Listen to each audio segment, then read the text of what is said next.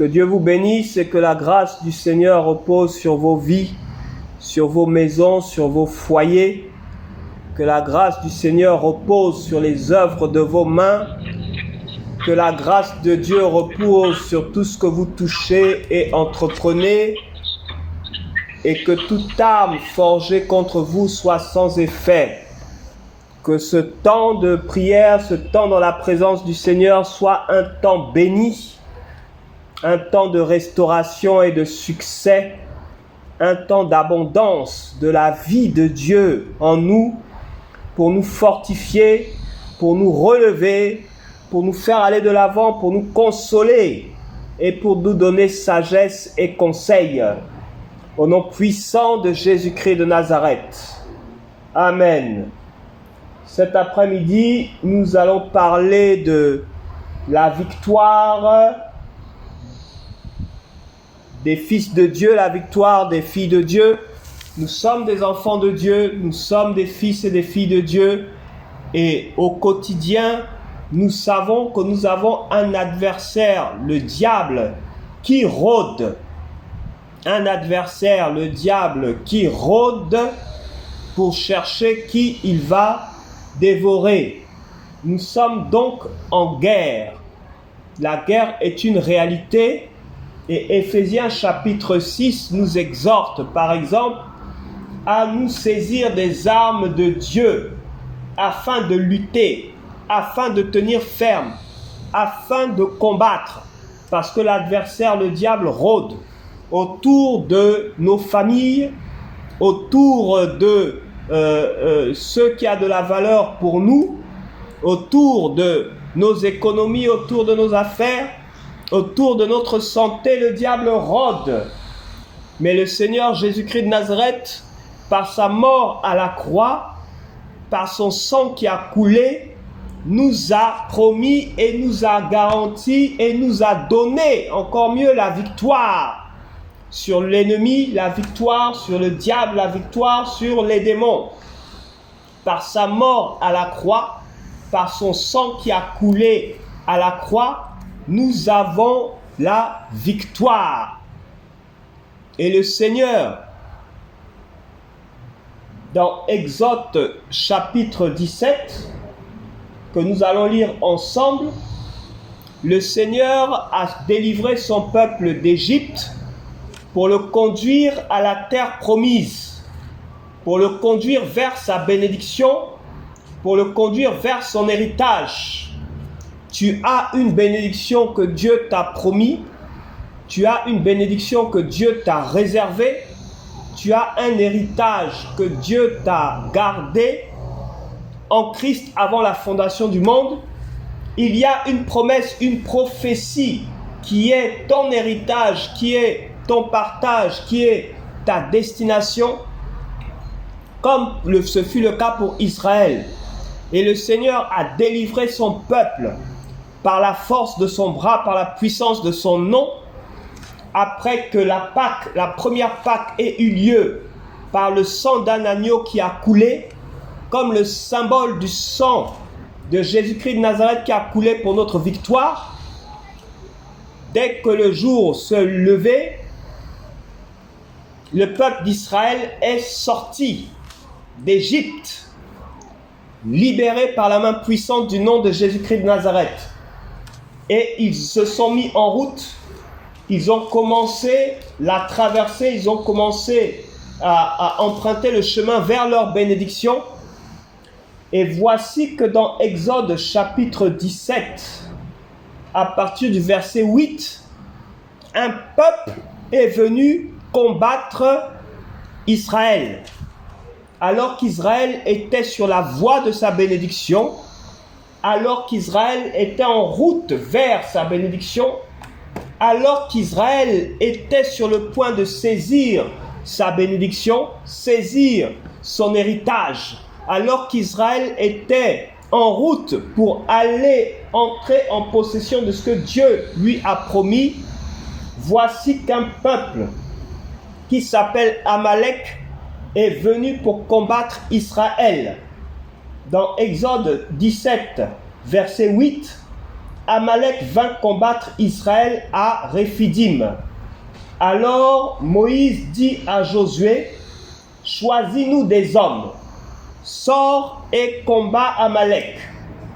Demain, je me tiendrai sur le sommet de la colline, le bâton de Dieu à la main. » Josué fit ce que Moïse lui avait dit pour combattre Amalek.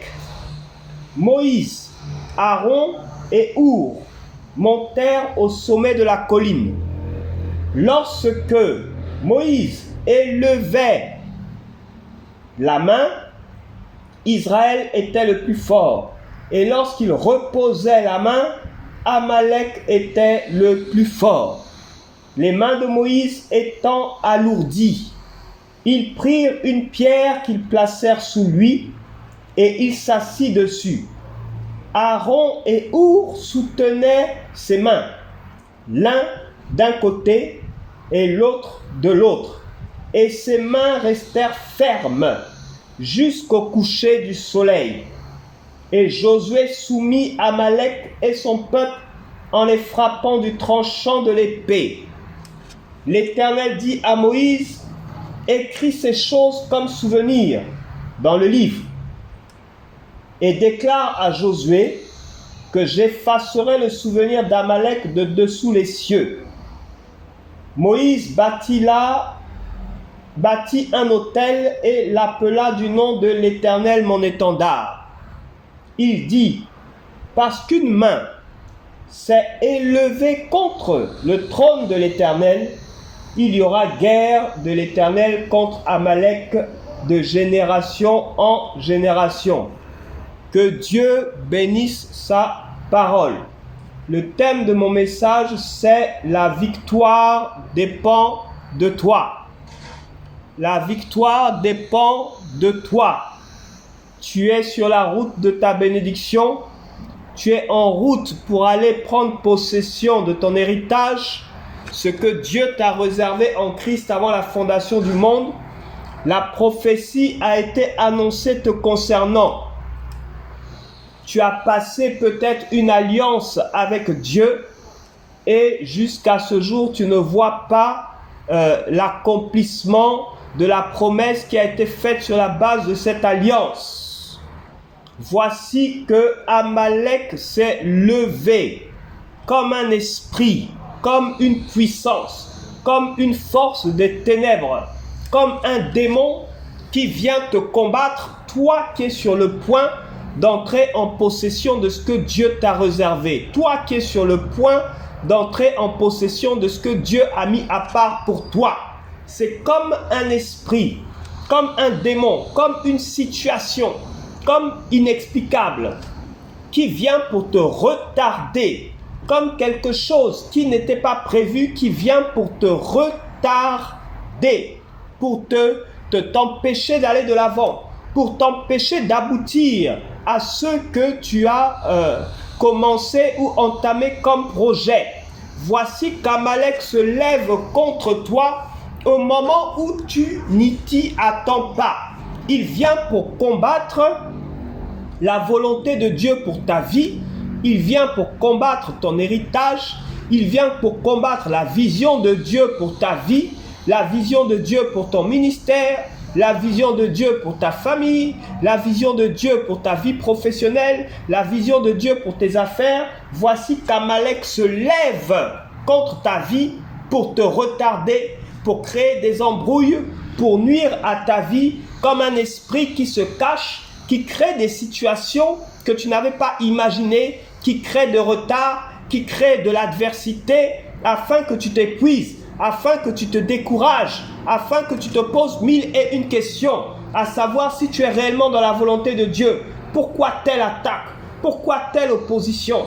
Pourquoi tel retard? Si réellement Dieu m'a parlé, pourquoi est-ce si difficile? Si réellement Dieu m'a appelé, pourquoi est-ce que je ne vois pas ce que Dieu m'a dit dans le secret prendre forme et prendre vie?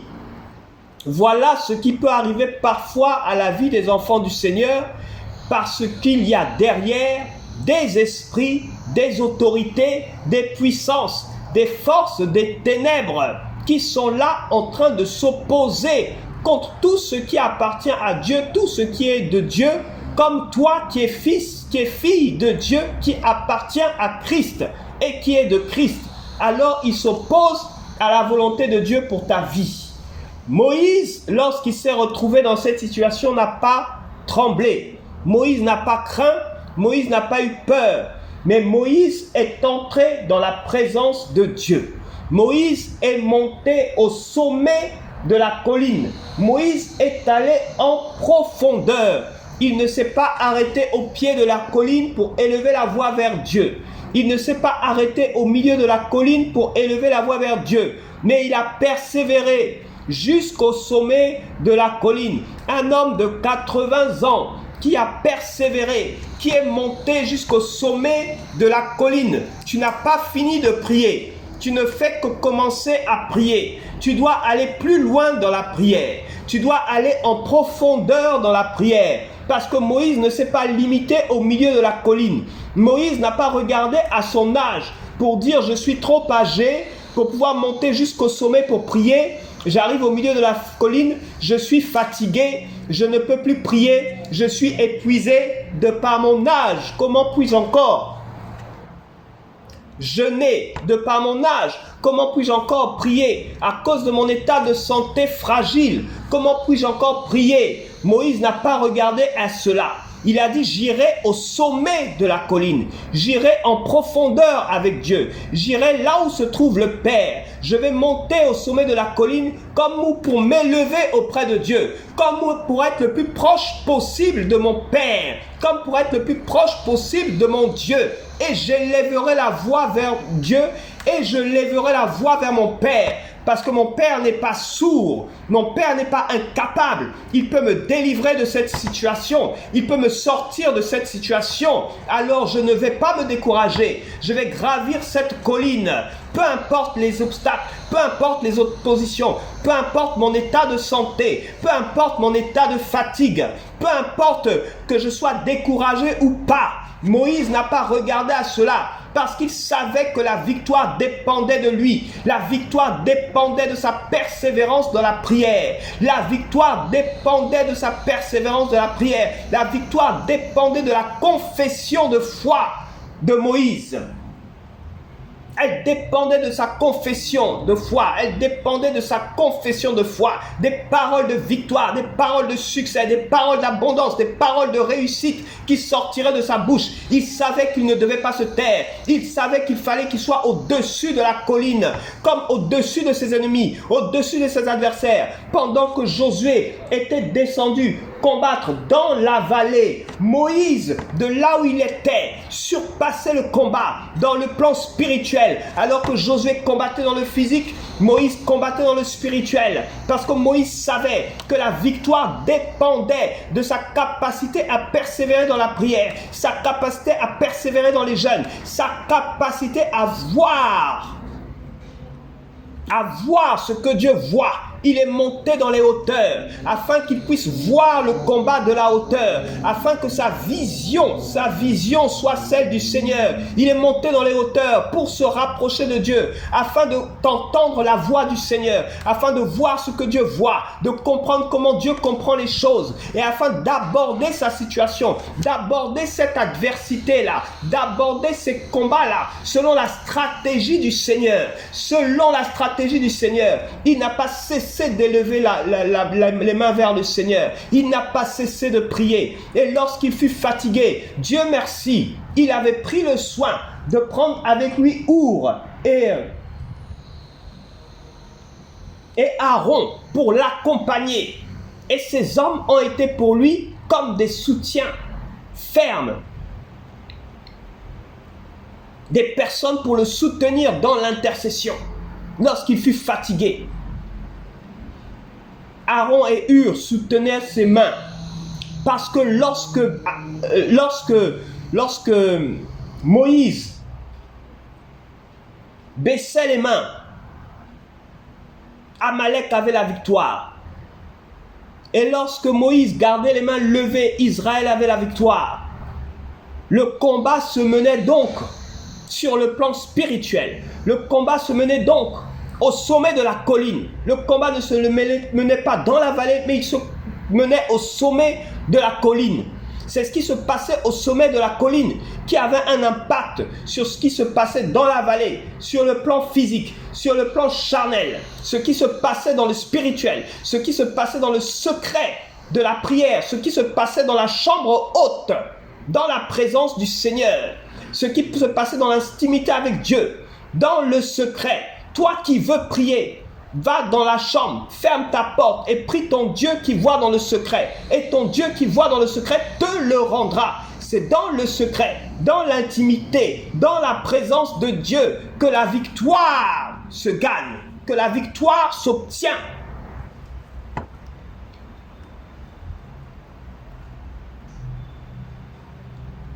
Moïse n'a pas regardé à son âge. Il n'a pas regardé à ses faiblesses charnelles. Il n'a pas dit « je suis fatigué de prier ».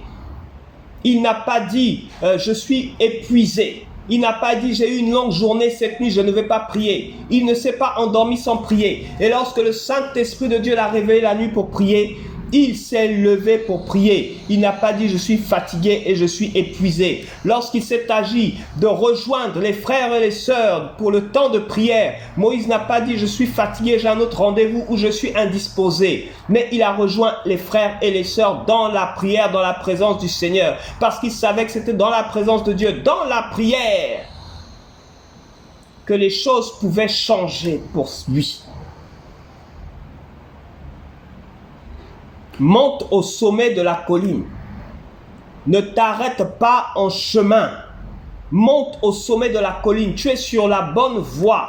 Monte au sommet de la colline.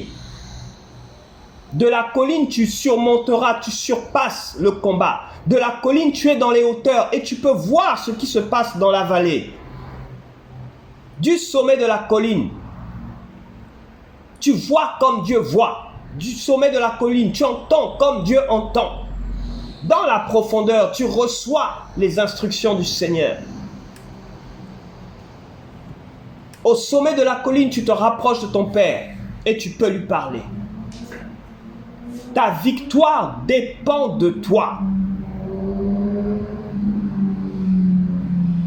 Ta victoire dans l'adversité, dans la difficulté, dans les épreuves dépend de toi. Cela dépend de ta vie de prière. Cela dépend de ton niveau de consécration. Cela dépend du niveau où tu te situes sur la colline. À mi-parcours ou à quelques mètres du sommet. Ou encore mieux, au sommet.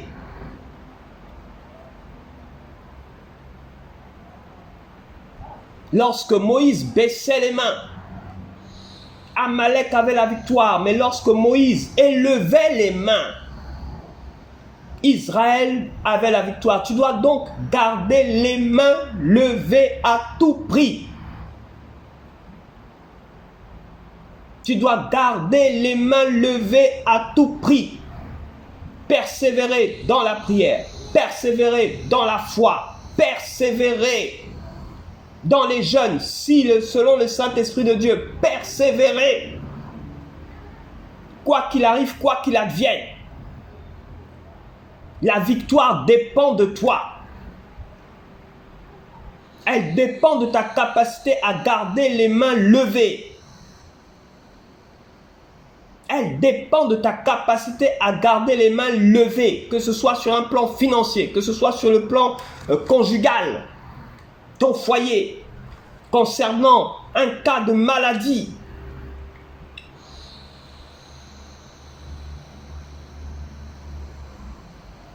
La victoire dépend de toi, de ta capacité à faire face. Les mains levées, ne regardant ni à ta fatigue, ni à ton épuisement psychologique.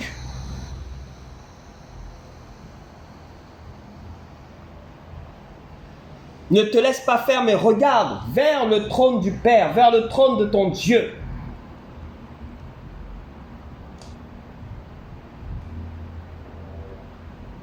Moïse élevait la main, Israël était le plus fort. Et lorsqu'il reposait la main, Amalek était le plus fort. Ta force n'est pas physique, ta force est spirituelle. Nous n'avons pas à lutter contre la chair et le sang, mais contre les principautés, les autorités, selon Éphésiens chapitre 6. Tous ces esprits du royaume des ténèbres. Nous avons à lutter contre des esprits, pas contre des hommes et des femmes, mais contre des esprits. C'est donc au sommet de la colline, au sommet.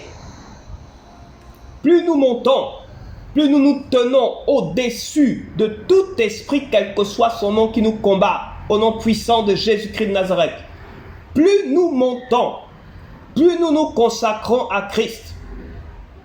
Plus nous prions, plus nous demeurons dans la sanctification et la présence du Seigneur, plus nous prenons des temps de retraite dans la présence du Seigneur, plus nous recherchons la face du Seigneur, plus nous avons la victoire sur toute forme d'autorité, sur toute forme de principauté, sur toute forme d'esprit, quel que soit son nom du royaume des ténèbres. Parce que le nom de Jésus a été donné au-dessus de tout nom, afin qu'au nom de Jésus, tout genou fléchisse, dans les cieux, sur la terre et sous la terre. Ma victoire dépend de la position que je prends en Christ. Ma victoire dépend du fait que je me place sous le sang de l'agneau, en Christ, que je prenne position pour Christ, que je confesse Christ et que je marche comme possédant mon héritage, comme possédant ce que Christ m'a donné. Moïse n'a eu aucune crainte. Il ne s'est pas demandé, mais qu'est-ce qui se passe? Dieu m'a délivré de telle situation et voilà qu'on m'attaque. Suis-je sur le plan de Dieu? Est-ce que je me suis trompé de route? Peut-être que Dieu ne voulait pas que je passe par là, c'est pourquoi on m'attaque, ou on me nuit, ou on m'oppresse, où la situation est difficile, ou c'est pour telle raison que je rencontre telle adversité. Moïse ne s'est pas posé cette question. Il savait qu'il était sur le chemin du Seigneur. Il savait qu'il avait suivi son Dieu de très près. Il savait qu'il était dans la volonté du Père, qu'il n'avait pas emprunté un autre chemin ou qu'il ne s'était pas trompé de voie. Il ne s'est pas posé mille et une questions. Il est entré dans le combat pour combattre. Il n'a pas hésité une seule fois. Il savait qui il était. Il savait qu'il était un serviteur de Dieu, un homme de Dieu. Qui es-tu? Si tu es un fils de Dieu, si tu es une fille de Dieu, la victoire est à toi. Au nom puissant de Jésus, quelle que soit l'adversité, quelle que soit la difficulté, quelle que soit la pression et l'oppression, au nom de Jésus-Christ, si tu es fils de Dieu, si tu es fille de Dieu, la victoire est ton héritage, quoi qu'il arrive, quoi qu'il advienne.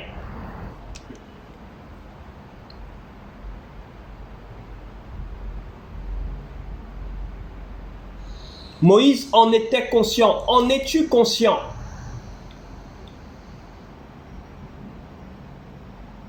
Moïse en était conscient. Toi, en es-tu conscient? Es-tu en train de vivre ta victoire en Christ? Ou es-tu en train de vivre des oppressions quotidiennes en te posant mille et une questions, en te demandant pourquoi? As-tu parlé à ces principautés du royaume des ténèbres, à ces puissances occultes, à ces adversaires? Le diable rôde comme un lion rugissant. Résistez-lui ferme en la foi.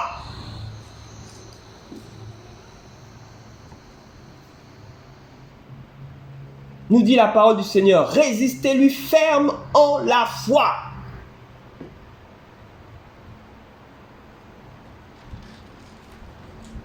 Et la Bible déclare, résistez au diable et il fuira loin de vous. Soumettez-vous à Dieu, résistez au diable et il fuira loin de vous.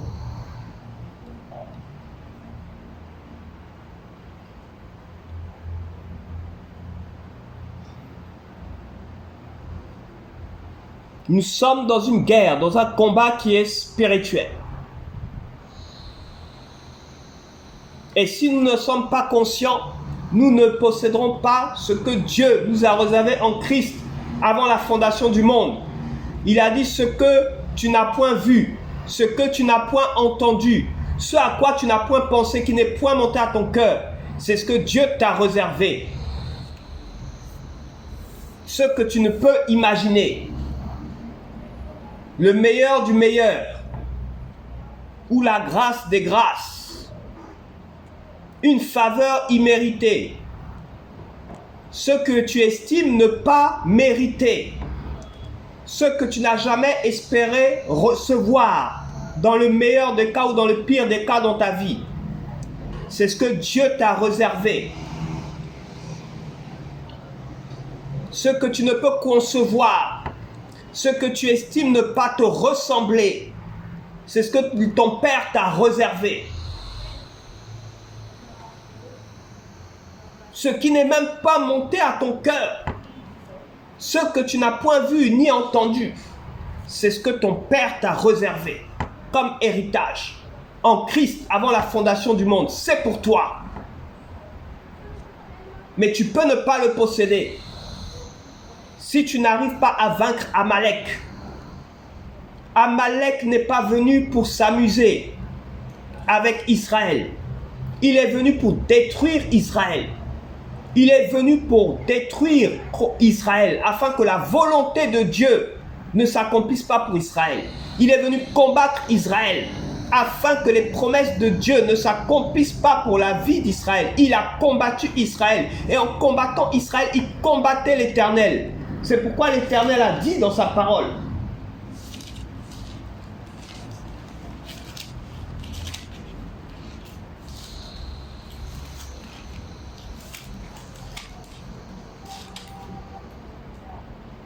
Parce qu'une main s'est élevée contre le trône de l'Éternel. Il y aura une guerre de l'Éternel contre Amalek de génération en génération. Parce qu'en s'opposant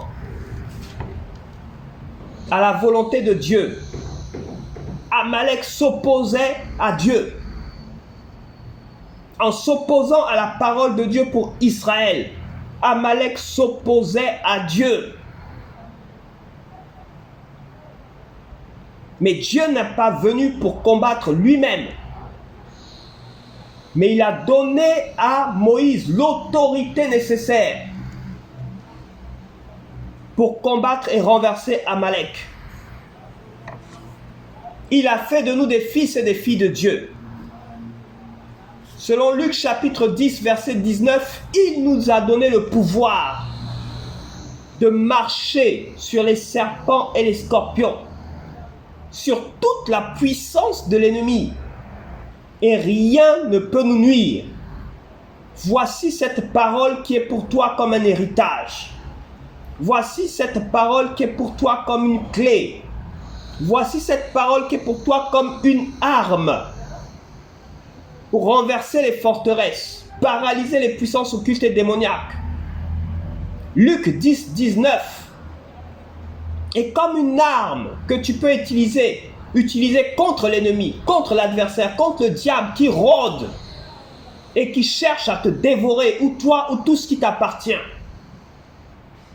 Dieu n'a pas changé. Le Dieu qui était avec Moïse et qui a donné la victoire à Moïse contre Amalek, ou sur Amalek, ce Dieu-là n'a pas changé. Ce Dieu est avec toi. Il t'a donné son nom, le nom de Jésus au travers duquel toute arme forgée contre toi est sans effet. À cause du nom de Jésus, 1000 tomberont à ton côté, 10 000 à ta droite, tu ne seras jamais atteint par les œuvres des ténèbres.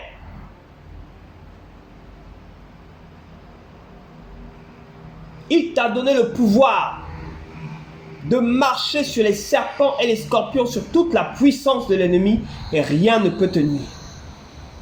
Le nom de Jésus est ton héritage. Le nom de Jésus est le bâton d'autorité que Moïse avait à la main et qu'il a gardé à la main depuis le jour de son appel jusqu'à son dernier jour. Le symbole de l'autorité de Dieu dans sa main. Le nom de Jésus est le symbole de l'autorité de Dieu en toi.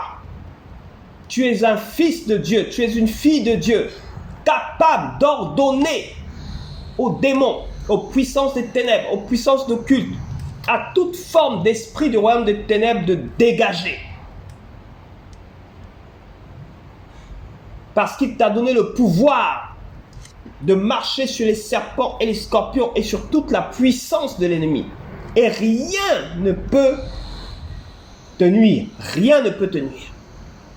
Ni ce qui est caché, ni ce qui est révélé. Au nom de Jésus-Christ de Nazareth, rien ne peut te nuire parce que tu as le nom de Jésus. Exerce l'autorité que tu as. Moïse devait exercer son autorité. Aucun ange n'est descendu. Dieu n'a pas parlé. Moïse a combattu.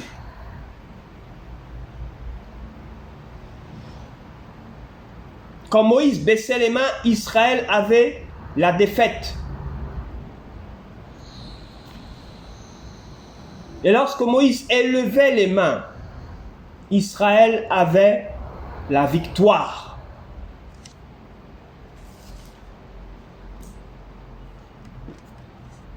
Le nom de Jésus. Le nom de Jésus. Le nom de Jésus.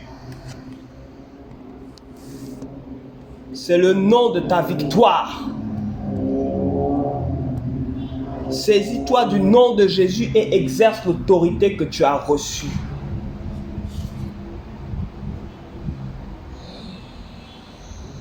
Au nom puissant de Jésus-Christ de Nazareth, nous allons prier. Éternel, notre Père et notre Dieu, nous voulons te prier aujourd'hui, maintenant, contre tout esprit qui combat ta volonté pour nos vies, qu'il soit renversé et terrassé au nom de Jésus-Christ, quel que soit son nom. Celui qui s'oppose à tes promesses pour nos vies, Père, au nom de Jésus, qu'il soit renversé et terrassé maintenant, quel que soit son nom, quelle que soit sa force, quelle que soit sa puissance. Au nom de Jésus-Christ, qu'il soit paralysé et renversé maintenant. Celui qui nuit à ta volonté pour nos vies. Celui qui retarde ta volonté pour nos vies. Père, au nom de Jésus, qu'il soit terrassé et renversé. Quelle que soit sa force, quelle que soit sa puissance, quelle que soit son autorité. Au nom de Jésus, tout esprit du royaume des ténèbres, quel que soit son nom, qu'il soit terrassé au nom de Jésus-Christ. Dégage, dégage et dégage. Au nom puissant de Jésus-Christ de Nazareth.